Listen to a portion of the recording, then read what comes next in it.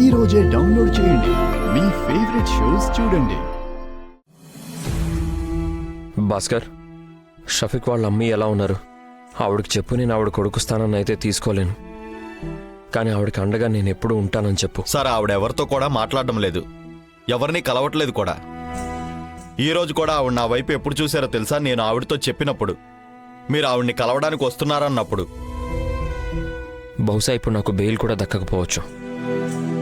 భాస్కర్, గుర్తుందా, నేను అదే ఏరియాలో ఒక స్కూల్ కట్టించాను కదా, అప్పుడు ఆవిడ ఒక్కరే నా కోసం శంకుస్థాపనకి కొబ్బరికాయ కొట్టారు. అవును సార్, పైగా షఫీక్కి అప్పుడు చాలా కోపం వచ్చింది కూడా. వాళ్ళ అమ్మ ఎన్ని లడ్డూలు చేశారో అవన్నీ మీకే పెట్టేశారు అని, తన కోసం ఆవిడ ఒక్క లడ్డూ కూడా ఉంచుకోలేదు అని. సార్, మీరే వాళ్ళిద్దరు ధైర్యం. వాళ్ళకి తెలుసు మీరు వాళ్ళకి అండగా ఉన్నంతకాలం ఎవ్వరూ వాళ్ళని ఏమీ చేయలేరు అని. భాస్కర్, ఇక్కడి నుంచి ఇంక నువ్వు వెళ్ళడం మంచిది. అలాగే సార్, మీరు జాగ్రత్తగా ఉండండి.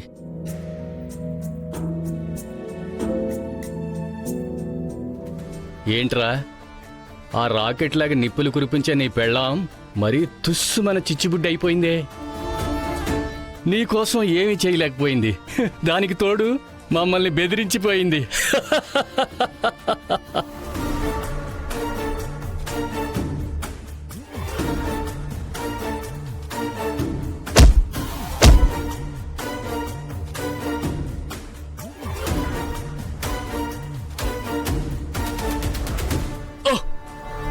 ఇప్పుడు గనక మీ ఇద్దరిలో ఎవరైనా సరే ఇంకొక్క మాట మాట్లాడినా జైల్లో ఎన్ని అరుపులు వినిపిస్తాయంటే మిగిలినందరికీ ఆ గోలకే చెవులు దద్దరిల్లిపోతాయి.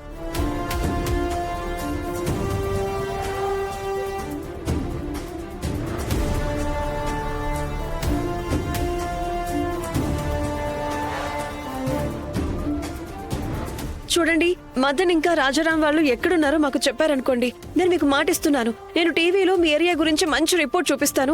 దాంతో మున్సిపాలిటీ వాళ్ళు వెంటనే వచ్చి మొత్తం ఇక్కడ చెత్త అంతా శుభ్రం చేసేస్తారు. చూడండి, మదన్ అయితే కొంచెం సేపటి క్రితమే వాడి సామాన్లు తీసుకుని స్టేషన్ వైపు వెళ్ళాడు. స్టేషనా? అంటే వాడు ఊరు వదిలి వెళ్ళిపోతున్నాడు కదా, అందుకే. పదవిరాజ్, థ్యాంక్ యూ సో మచ్ అండి. ఆటో స్టేషన్, త్వరగా వెళ్ళు. అరే, ఎవరు మీరు? ఇప్పుడు అతను స్టేషన్ కి రాడు, జైలుకి వెళ్తాడు. వెళ్ళండి. ఎవరు మీరు? నీకు ఇప్పుడే తెలుస్తుందిలే. నువ్వే కదా సూర్యవంశీ కన్స్ట్రక్షన్ బిల్డింగ్ మెటీరియల్ మొత్తాన్ని మార్చేసింది. చెప్పు, మర్యాదగా నిజం చెప్పు, ఎవరి పని చేయించారు నీతో? మేడం గారు, నేనేం చేయలేదు. అబద్ధం చెప్పావంటే పోలీస్ స్టేషన్ లో అప్పగించేస్తాను నేను. నిజం చెప్తున్నాను మేడం, నేనేం చేయలేదు మేడం. వీడు ఇలా ఎందుకు చెప్తాడు? విరాజ్, అతని పాకెట్ చెక్ చేయి.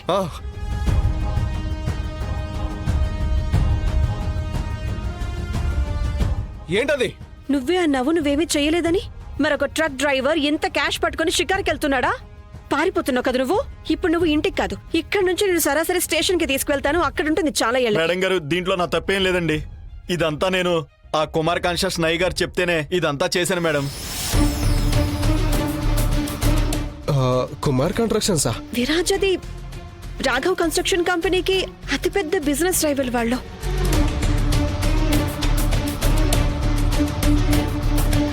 ఒకటైతే కన్ఫర్మ్ అయిపోయింది మిస్టర్ నిశ్చయ్, మీకంటే మంచి డ్రింక్ సిటీలో ఎవరూ తాగించలేరు. మీకు మంచి రోజులు వస్తున్నాయి వీరేంద్ర గారు. నోట్లు లెక్క పెట్టే మిషన్ ఒకటి కొనుక్కోండి. అరే, ఫోన్ పక్కన పెట్టే, ఎవరో మన పార్టీ పాడు చేస్తున్నారు. ఇదేదో ఇంటర్నేషనల్ కాల్ లా ఉంది, దీన్ని మిస్ చేయలేను. మన ప్రాజెక్ట్ లో చాలా మంది ఎన్ఆర్ఐలే డబ్బులు పెడుతున్నారు. హలో. హలో మిస్టర్ నిశ్చయ్, మీరు బిల్డింగ్స్ కడుతుంటారా? అవును. గుడ్, నేను చెప్పేది జాగ్రత్తగా వినండి. I'm calling from Jagadish investors. మేము ఒక లండన్ బేస్డ్ కంపెనీ. మా మేడం లిసా గారు ఇప్పుడు ఇండియాకి వచ్చారు. ఆయన వివిధ ప్రాపర్టీస్ లో కొంచెం ఇన్వెస్ట్ చేయాలనుకుంటున్నారు. చెప్పండి, ఎన్ని కావాలో? ప్రస్తుతానికైతే 3 ఫ్లాట్లా ఉన్నాయండి? ఈడియట్, 3 ఫ్లాట్ కాదు, మ్యామ్కి 3 బిల్డింగ్స్ కావాలి.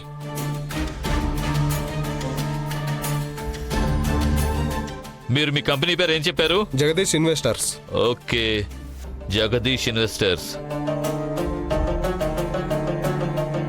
మీ కంపెనీ చాలా పెద్దదండి. అందుకే మేడంకి 3 బిల్డింగ్స్ కావాలి అన్నది. సో నేను చెప్పేది జాగ్రత్తగా వినండి. మేడం మిమ్మల్ని ఎప్పుడు కలవచ్చు? అదేంటంటే లిసా మేడం దగ్గర టైం చాలా తక్కువగా ఉంది, కానీ డబ్బులు చాలా ఎక్కువ. సో ఐ హోప్ నీకు అర్థమై ఉంటుందని, నువ్వు మేడం టైం వేస్ట్ చేయకూడదు అని. అలాగేనండి, మీరు మేడంతో చెప్పండి, ఆవిడ రేపు పొద్దున్నే వచ్చేయచ్చు.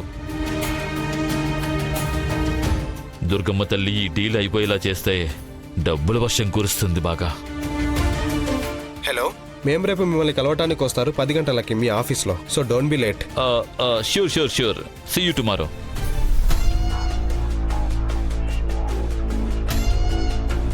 రేపు మనం ఈ స్టింగ్ ఆపరేషన్ చేసి తీరాలి విరాజ్. నాకు తెలుసు ఇందులో చాలా ప్రమాదం ఉందని, కానీ రాఘవ్ కోసం ఇది చేయటం చాలా అవసరం. రేపు నువ్వు నాతో పాటు రావద్దు. ఇందులో కొంచెం ప్రమాదం ఉంది, అందుకు నేను నీతో రావద్దా? మన స్నేహం అలాంటిదా చెప్పు? నేనిది రాఘవ్తో పాటు జర్నలిజం కోసం కూడా చేస్తున్నాను. మనలాంటి జర్నలిస్టుల పని కేవలం మిర్చి మసాలున్న వార్తలు పంచటం కాదు, నిజానికి అసలైన వార్తల్ని బయటకు తీసుకురావాలి మనం. పైగా రాఘవ్ నిరపరాధిగా నిరూపించుకోవాలి. అంత సులువేమీ కాదు, కానీ ఈ ఛాలెంజ్ నేను స్వీకరిస్తున్నాను. అమ్మ ఉన్నతి, నువ్వు వచ్చిన దగ్గర నుంచి ఆపకుండా ఏడుస్తూనే ఉన్నావు. కొంచెం మంచినీళ్ళు తాగమ్మా, అంతా బానే ఉంటుందమ్మా. కొంచెం మంచినీళ్ళు తాగమ్మా, కొంచెం. నేను చెప్తున్నాను కదా, నాకు మంచి నీళ్లు తాగాలని లేదు. ఇదేం తలపొగరున్నతి? ధ్రువ్, నోరు మొయ్. మమ్మీ, బహుశా రేఖ వదిన ఏది కావాలని చేసి ఉండకపోవచ్చు, లేక ఏదైనా చాలా పెద్ద కారణమే ఉండుండొచ్చు తను కోర్టుకి టైంకి రాకపోవడానికి. కానీ ఆవిడ కారణంగా మా అన్నయ్య ఇంకా జైల్లోనే ఉన్నాడు. పైగా తనది తప్పు అని ఒప్పుకోవడానికి బదులు మీరందరూ తన సైడే మాట్లాడుతున్నారు. ఇవన్నీ వింటుంటే నేను ఎలా ఫీల్ అవుతున్నానో తెలుసా? మీ అందరి కుటుంబంలో ఎంతమంది ఉన్నారు, కానీ నాకు నా కుటుంబం అని చెప్పుకోవడానికి నాకు మా అన్నయ్య ఒక్కడు మాత్రమే. తను ఇప్పుడు ఒంటరిగా జైల్లో బాధపడుతూ కూర్చున్నాడు. సరే, నేను ఇక్కడైతే నా ఎమోషన్స్ ని ఎక్స్ప్రెస్ చేయలేను, ఎందుకంటే మీ అందరికీ రేఖ వదినంటే చాలా ఇష్టం కాబట్టి. నాకు కేవలం ఈ ఒక్క కారణం చేతే నాకు ఇంట్లో ఎంత లోన్లీగా అనిపిస్తుంటుందో తెలుసా?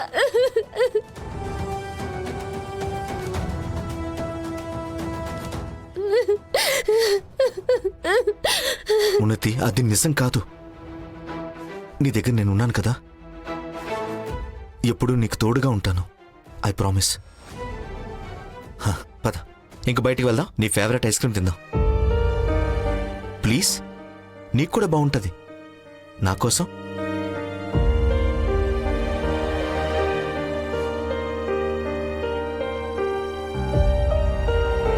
పెద్దమ్మా, ఈ రోజు వరకు మీతో ఎవరు ఇంత పొగరుగా బిహేవ్ చేయలేదు. అండ్ నాకు అస్సలు నచ్చలేదు ఉన్నతి మీతో పొగరుగా మాట్లాడిన తీరు. స్మిత చెప్పేది నిజమే అక్క. అయినా అసలు ఉన్నతి మీతో అలా మాట్లాడకుండా ఉండాల్సిందే. అరే, ఉన్నతి వాళ్ళ అన్నయ్య గురించి చాలా కంగారు పడుతుంది కదా, ఎక్కువగా ఆలోచించకండి, అంతా బానే ఉంటుంది. ఇలా అవుతుందమ్మా. స్మిత, నువ్వేం దిగులు పడకు, ఎక్కువగా ఆలోచించకు, అంతా బానే ఉంటుంది. పద మమ్మీ.